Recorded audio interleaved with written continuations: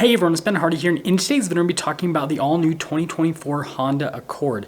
Before you get into the video though, as always, if you want to save time and money the next time you purchase a car, link to my car buying guide in the description down below. With that being said, let's just get right into it.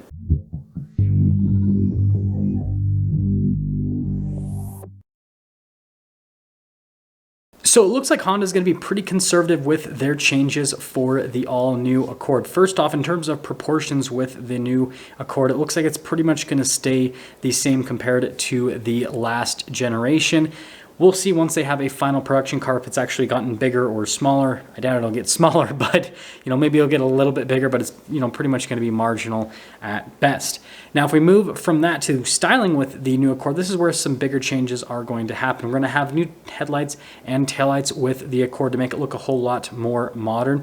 The current generation Accord looks pretty good from a front end perspective, looks pretty modern, but if you look at the back end of the car, especially the taillights, that's where the car kind of shows its age a little bit. And so they're definitely going to just make things look a little bit sleeker, a little bit more modern overall with both of those details. And what they're probably going to do is steal some style cues from Acura and throw that onto the Accord, because it seems like that's what they're just doing with all of their new Honda models, is they just take whatever Acura is doing and then they just kind of tweak it a little bit and then they throw a Honda badge on it. And so it's kind of an interesting thing to go for. And something else to mention with the headlights is it looks like it's going to be like more of like a split design with the new Accord instead of just like a line of LED lights. So it'll be pretty interesting to see that overall. But yeah, again, there are some tweaks and changes to the exterior styling, but not as much as you'd think. I mean, the grille will look slightly different. Look at the style cues on the new Civic and kind of just blow that up.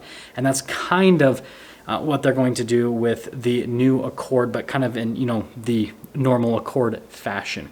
Now, if we move from that to the interior, this is where we're going to get quite a bit in terms of changes. So we're going to have a new gauge cluster. We're also going to have a new infotainment system as well. Again, look at the Civic as an example where they kind of like fully overhauled the interior. And so they're going to do the same thing with the Accord to make it look a lot more upscale, because Honda's trying to play to the card of being, basically a bargain luxury vehicle, similar to what Mazda did years ago, and now they're kind of in their own segment in a sense. Honda's trying to do the same thing. So we're going to have much nicer material use throughout the interior. The seats are going to change. So that's where most of the changes are going to happen, is actually the interior with the new Accord. So just kind of expect big things there. And again, if you want kind of like a reference point, look at what they did with the new Civic compared to the previous generation Civic, and it's like a night and day difference in terms of the interior material use and just the overall layout and design and everything in terms of like going for the luxury market, I suppose.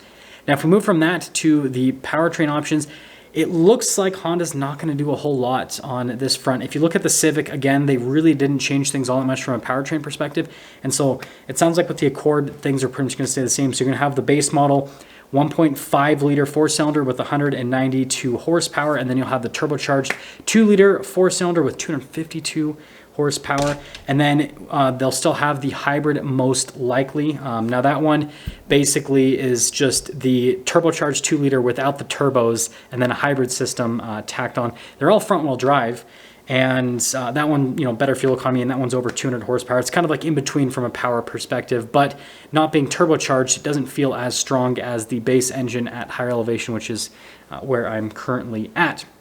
But yeah, it doesn't sound like they're going to do too much from a powertrain perspective. There has been some talks of Honda potentially offering more hybrid options, maybe offering a turbo hybrid option, but that is completely up in the air at this point, and so there's nothing even close to a confirmation on anything like that.